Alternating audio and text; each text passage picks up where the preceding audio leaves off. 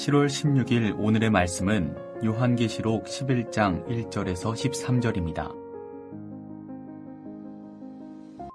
또 내게 지팡이 같은 갈대를 주며 말하기를 일어나서 하나님의 성전과 제단과 그 안에서 경배하는 자들을 측량하되 성전 밭감 마당은 측량하지 말고 그냥 두라.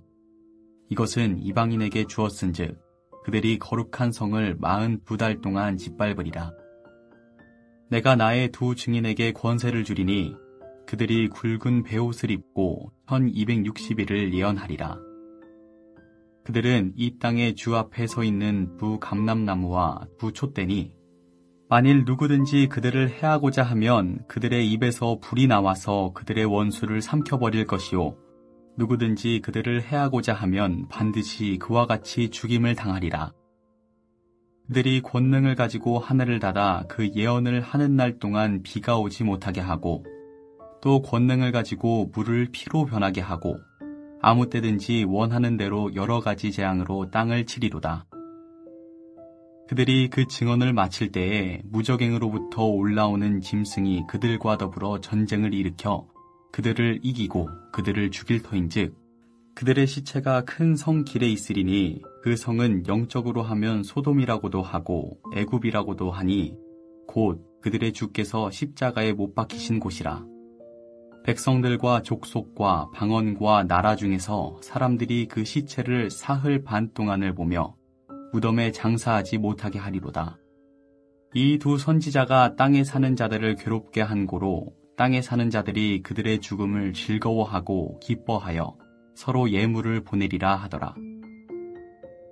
3일 반 후에 하나님께로부터 생기가 그들 속에 들어가매 그들이 발로 일어서니 구경하는 자들이 크게 두려워하더라. 하늘로부터 큰 음성이 있어 이리로 올라오라 함을 그들이 듣고 구름을 타고 하늘로 올라가니 그들의 원수들도 구경하더라.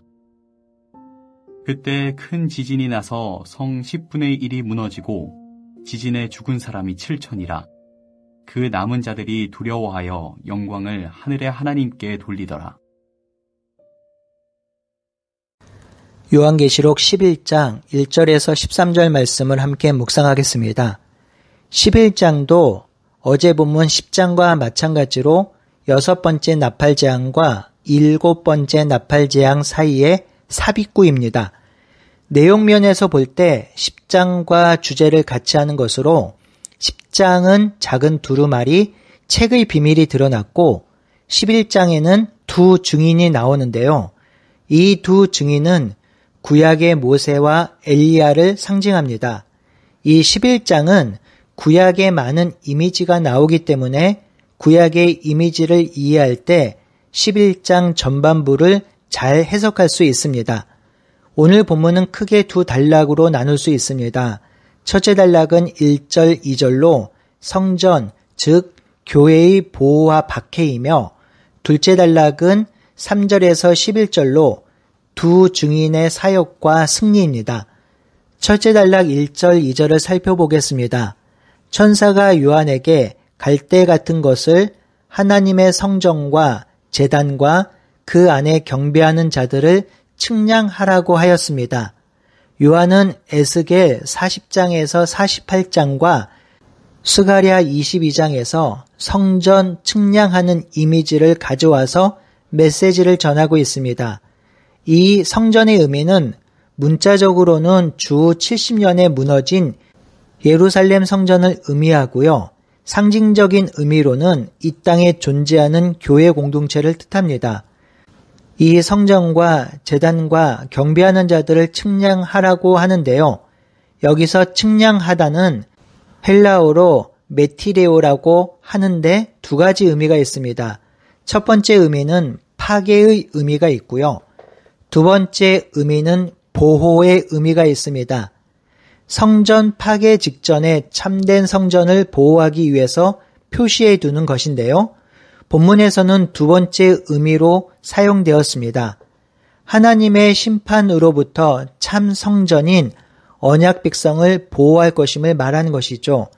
이는 스가랴 2장 5절과 예레미야 31장 39절에 잘 나타나 있습니다. 이렇게 이해하면 2절의 의미가 확실해집니다. 2절의 성전 바깥 마당은 측량하지 말고 그냥 두라. 이것은 이방인에게 주었은즉 그들이 거룩한 성을 42달 동안 짓밟으리라고 하시지요. 2장의 측량하다를 1절과 같이 이해하면 성전 바깥 마당은 보호하지 않는다는 것인데요. 그 이유는 성전 바깥 마당이 이방인의 땅이기 때문입니다. 여기서 이방인은 짐승의 표를 받은 자들, 교회를 박해하는 자들이죠. 여기서 42달 동안 짓밟을 것이라고 하는데요. 이 기간은 다니엘서 7장 25절과 12장 7절에 나오는 기간입니다. 문자적으로 본다면 기원전 167년 시리아의 폭군이 예루살렘을 침공하여 성전을 포위한 기간과 비슷하고요. 로마 황제 네로가 박해한 기간이 64년 하반기부터 68년 6월까지로 이 기간과 비슷합니다. 상징적인 의미로는 3년 반의 기간은 7년의 절반의 기간으로 1260일로 표현되며 한때, 두때 반으로 묘사되기도 합니다. 이 기간이 의미하는 것은 긴박한 종말의 때이지만 이 기간이 영원하지 않을 것이라는 의미이고 길지 않을 것이란 뜻입니다. 그러니 이 42달을 우리에게 적용하면 지금 우리가 살아가는 시대가 42달의 때이며 교회는 이 환난과 어려움의 때에 믿음을 잃지 않고 하나님을 붙잡아야 하며 하나님은 지금도 교회를 붙들고 계시다는 것을 보여줍니다. 둘째 단락 3절에서 14절은 두 증인의 사역이 기록되고 있습니다. 3절에 내가 두 증인에게 권세를 주리니 그들이 굵은 배 옷을 입고 1260일을 예언할 것이라 하였습니다. 여기서 내가는 하나님인지 그리스도인지 명확하진 않습니다. 여기서 두 증인이 등장하는데 두 증인은 상징적이죠. 성경에서 이는 증인의 숫자를 표시합니다. 두 증인은 회개를 촉구하는 구약의 인물일 수 있습니다. 그래서 일반적으로 구약을 대표하는 두 선지자 모세와 엘리야를 의미한다고 봅니다. 또한 이 두 증인의 이미지는 스가랴서 4장 1절에서 3절에 나온 이미지를 가져온 곳입니다. 스가랴는 촛대 양편에 서 있는 두 감람나무를 보았고 요한은 계시록 1장 20절에 교회를 촛대에 비유했습니다. 여기서 감람나무의 이미지는 하나님의 백성인 왕 같은 제사장인 성도를 말합니다. 7 촛대는 교회를 뜻하지요. 그러면 7 교회가 나왔으니 7 촛대라고 하면 좋을 텐데 2 촛대라고 말한 이유는 무엇일까요? 그것은 아마도 하나님의 책망을 받지 않은 교회가 서머나 교회와 빌라델비아 교회이기 때문에 2 촛대라고 표현한 것 같습니다. 그러니 여기서 두 증인이 의미하는 바는 하나님의 말씀을 증거하는 교회가 되기도 합니다. 이 교회의 사명이 1260일 동안 예언할 것이라 하였는데요. 이 1260일은 1절과 2절에 나왔던 기간과 같습니다. 하나님의 사명을 감당할 때 고통의 시간이 있지만 한정적임을 말해주고 있고요. 이 시기를 견디면 영원히 왕노릇할 것임을 알려줍니다. 이들은 5절에 보면 특별한 보호를 받는다고 하지요. 만일 누구든지 그들을 해하고자 하면 그들의 입에서 불이 나와서 그들의 원수를 삼켜버릴 것이요. 누구든지 그들을 해하고자 하면 반드시 그와 같이 죽임을 당할 것이라 합니다. 또한 6절에 보면 이들에게 놀라운 권세가 주어지죠. 첫 번째 권세는 권능을 가지고 예언하는 날 동안 비가 오지 못하게 하는 것이고요. 두 번째 권능은 물을 피로 변하게 하고 어느 때든지 재앙을 내리게 한다고 합니다. 첫 번째 권능인 예언하는 날 동안 비가 오지 못하게 하는 권능은 엘리야에게 임한 권능이고 두 번째 권능은 모세에게 임한 권능입니다. 그러니 지금 두 증인에게 주어진 권능은 구약을 대표하는 엘리야와 모세에게 임한 하나님의 권능을 말하고 있고 그 권능이 교회에 주어질 것임을 이야기하고 있습니다. 7절에 이 두 증인이 증언을 마칠 때에는 무적행으로부터 올라오는 짐승이 그들과 더불어 전쟁을 일으키고 그들을 이기고 죽일 것이라 합니다. 여기서 무적행은 9장 1절과 2절에 이미 한번 나온 표현으로 그때 설명을 드렸습니다. 여기서 특별한 표현은 짐승인데요. 이 짐승은 계시록에 33번이나 나오고 있습니다. 짐승은 종말의 때 나타나는 적그리스도의 세력을 상징하는 표현이죠. 이 짐승은 인간과 반대되는 어떤 형상으로 이해될 수 있으며 결국 적그리스도를 뜻합니다. 이 전쟁의 결과가 8절에 기록되어 있습니다. 첫 번째 결과는 그들의 시체가 큰 성길에 있을 것이라 하였습니다. 이 성은 영적으로 하면 소돔, 애굽, 주께서 십자가에 못 박히신 곳으로 이해할 수 있는데요.